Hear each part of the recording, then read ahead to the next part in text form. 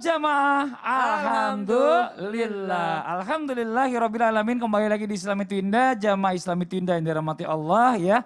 Hari ini kita sedang membahas tentang tema adu domba penghalang surga. Nauzubillah min zalik. Kelihatannya simpel sih, cuma namimah aja gitu. Tapi ternyata menghalangi kita untuk masuk surga. Dan tadi sudah dijelaskan oleh para guru-guru kita dan akan kita lanjutkan lagi. Namun sebelumnya saya akan mengajak jamaah yang ada di rumah untuk melihat sebuah tayangan terlebih dahulu tentang nasihat dari guru kita Habib Umar bin Hafiz untuk menjauhi dari yang namanya adu domba. Ini dia tayangannya. وشعارهم يقولون ربنا اغفر لنا ولإخواننا الذين سبقونا بالإيمان ولا تجعل في قلوبنا غلا للذين آمنوا. هذا شعارهم. ما يعرفون لمن مضى ولا لمن حضر في زمنهم من المؤمنين إلا مودة إلا محبة إلا نية خير إلا معرفة لقدر السابقين في سبقهم ولإخواننا الذين سبقونا بالإيمان وإلا طهرا عمن في عصورهم ولا تجعل في قلوبنا غلا للذين آمنوا. لا يعرفون الكيد للمؤمنين ولا الضر المؤمنين ولا ذا المؤمنين. فإذا نظرت حالة المؤمنين على أي صعيد من صعودات التوجهات في الحياة فرأيت بعضهم يعد لبعض بغضا وحسدا وعداوة وكيدا فاعلم أنهم في الخط ذلك والمسلك خرجوا عن سواء السبيل، خرجوا عن حقيقة الإيمان، خرجوا عن حقيقة الصلة بهذا القائد صلى الله وسلم وبارك عليه وعلى آله. Ya, ini nasihat dari guru kita Habib Umar bin Hafiz ya, bilang kalau kita ini sebagai umat muslim ini jangan mau gampang banget dipecah belah oleh fitnah, bahkan adu domba, nauzubillah min zalik. Karena zaman sekarang ini dengan banyaknya fitnah ini kadang-kadang kita sedalam muslim sendiri ini saling terpecah-pecah, nauzubillah. Nah Ustaz Syam, apakah benar nih ya kita bicara masalah tentang pelaku adu domba ini mendapat kecaman keras langsung dari Allah sampai di zaman Rasulullah?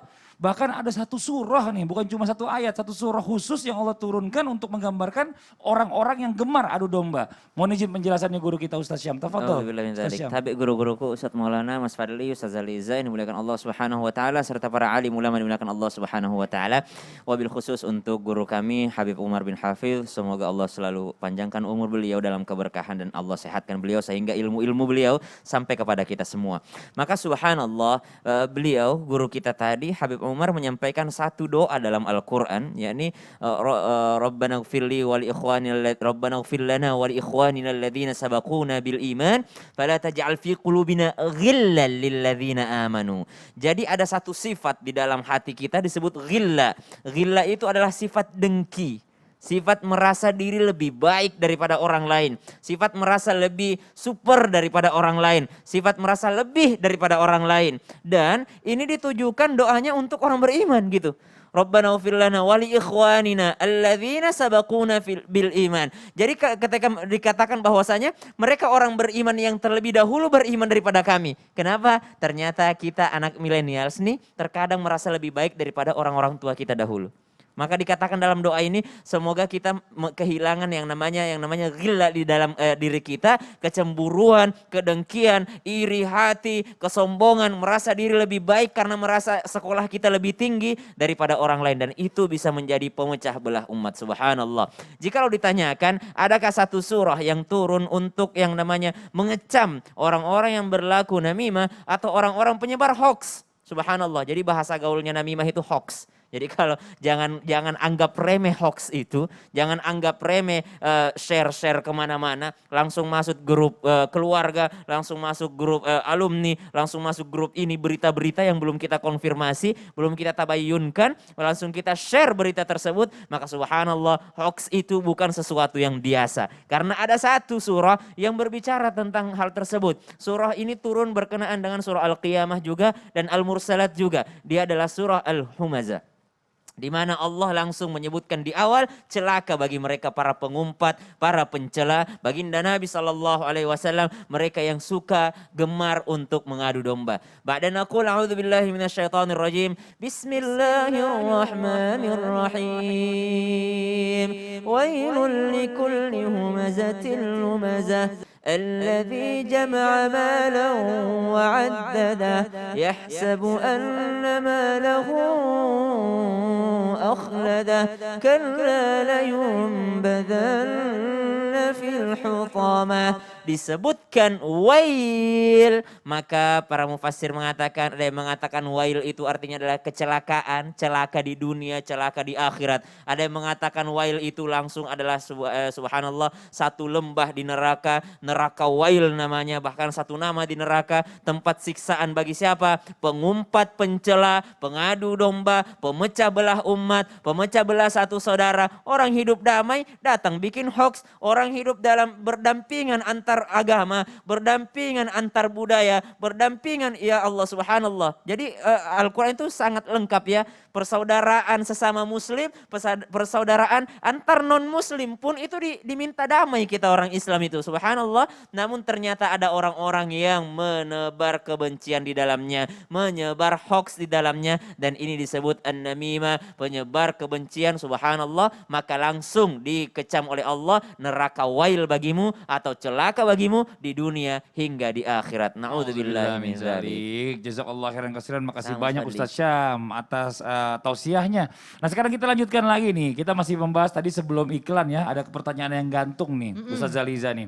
Kalau kita bicara masalah tentang adu domba ini ada dalam keluarga, yang paling sering kita lihat ini adalah dari orang dalam sendiri. Yaitu mertua dan ipar. Nah ini bagaimana nih seharusnya sebagai istri mungkin ya. Apakah langsung dibicarakan sama suaminya atau mungkin udah deh diemin aja deh.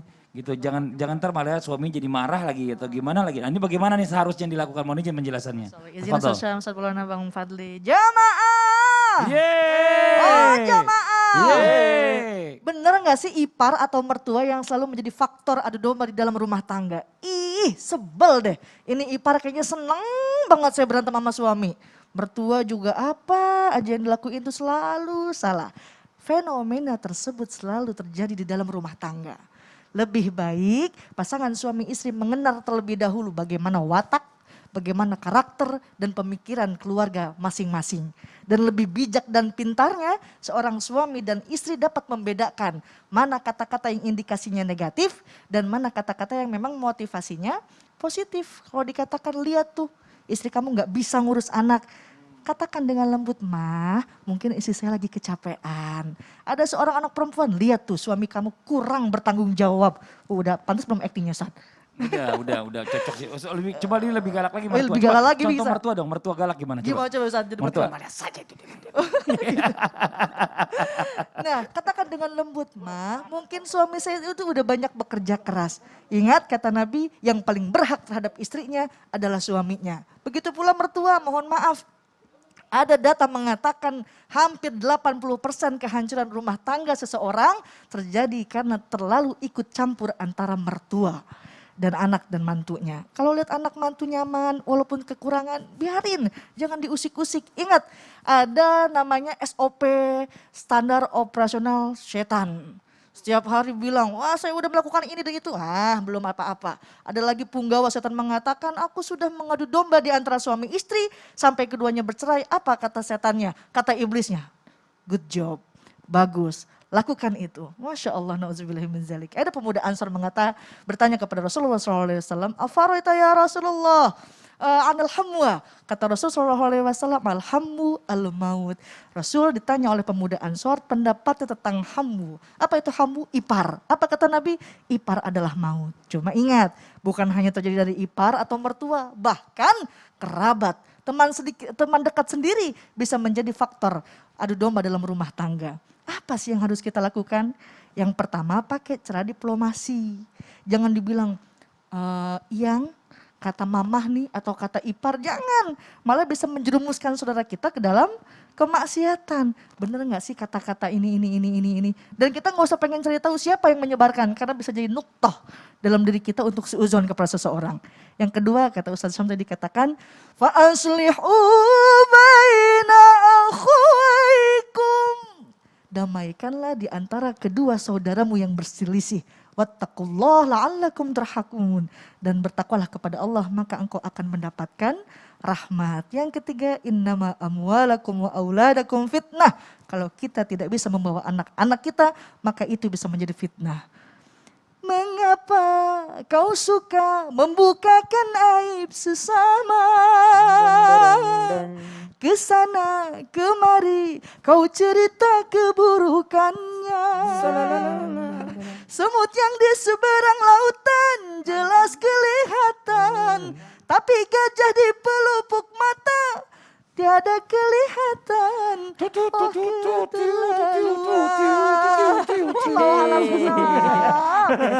Iya, saya digoplos. Yang tepuk tangan pasti Saya taman duduk kanak-kanak. diri dulu, iya. Saya tadi main sulingnya. Nah ini buat jam yang ada di rumah nih ya. Jadi kita sudah mendengarkan tausiah dari para guru-guru kita. Nah sekarang buat yang di rumah yang sudah mengirimkan pertanyaan, mungkin sekarang udah gak sabar nih. Pengen langsung dijawab sama guru-guru kita. Oke kalau gitu langsung aja yuk. Sama-sama kita masuk ke segmen Tanya Dong Ustadz. Kami semua tanya dong Ustadz.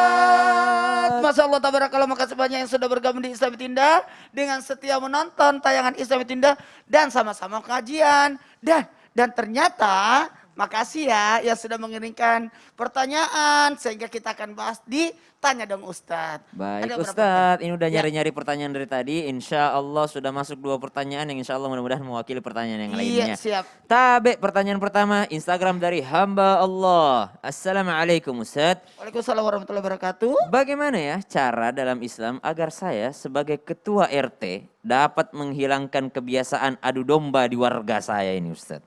Karena ada warga saya yang sudah sepuh dan dipercaya selalu ngomong yang aneh-aneh. Apalagi kalau ada warga baru, saya sampai pernah difitnah dan diadu domba sama warga saya sendiri.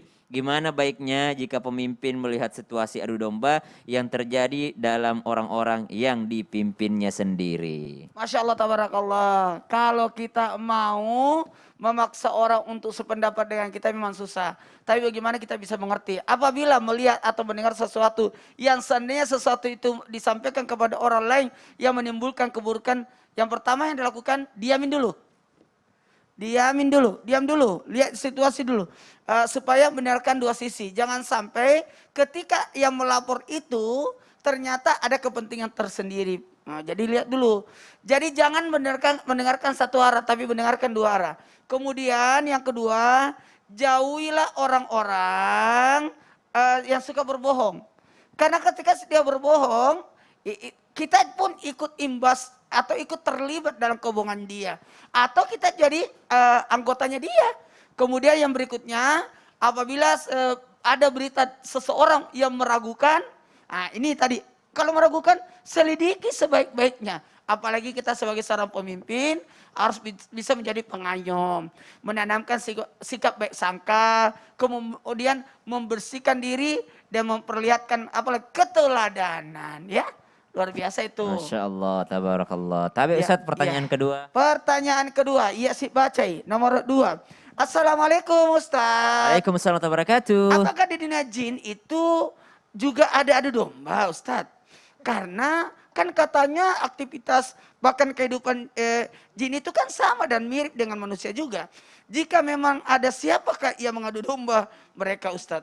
Ya jin juga Subhanallah. dong berarti. Ini berarti netizennya benar-benar netizen yang super kepo ya, bukan hanya kepo terhadap kehidupan para selebgram ya, tapi juga kepo terhadap kehidupan para jin. Subhanallah. Jadi subhanallah, mereka ini jin itu juga kehidupannya seperti sama dengan manusia. Makanya surah An-Nas itu disebutkan alladzi yuwaswisu fi sudurin nasi minal jinnati wan nas. Yang menimbulkan waswas itu bisa dari kalangan jin, bisa dari kalangan manusia. Tapi kalau yang gangguin jin ya jin mereka sendiri. Jadi dari kalangan mereka sendiri yang bisa disebut. Makanya ulama itu menafsirkan kata syaitan itu apa syaitan? Syaitan itu sifat. Kenapa? Karena sifat itu bisa datang dari manusia dan sifat itu juga bisa datang dari bangsa jin. Tapi Allah Ta'ala alam, kita diminta sebagai orang beriman hanya cukup mengimaninya saja, bukan kepo dengan kehidupan mereka. Lagian carilah sesuatu yang berguna. Lagian kalau kita tahu apakah mereka saling adu domba, siapa yang mengadu domba mereka, apa untungnya untuk kita? Kita hanya cukup untuk mengimani bahwa mereka itu nyata, ada, dan mereka juga ada yang beriman kepada Allah, namun ada juga yang ingkar kepada Allah Subhanahu wa taala. Wallahu taala alam. Masih ada pertanyaan ini Ustaz, subhanallah. Nah, sekarang kan kita bahas tadi dosa-dosanya. Nah, sekarang cara taubatnya Ustaz. Bagaimana cara taubat dari pelaku adu domba ini Ustaz? Bagaimana jika yang telah menjadi korban ini tidak mau memaafkan atau sudah meninggal, bagaimana itu? Teknik yang harus kita lakukan ketika sudah terjadi yang namanya adu domba dan ternyata kita pelakunya dan sudah sadar diri untuk bertobat, ada tata cara untuk bertobat bagi orang yang adu domba. Mau tahu bagaimana caranya? Mau? Jangan pindah-pindah channel, tetap stay di Islami Tinda. Jamaah, alhamdulillah. Aku tadi bilang stay ya? Stay, Stay, benar. bener kan?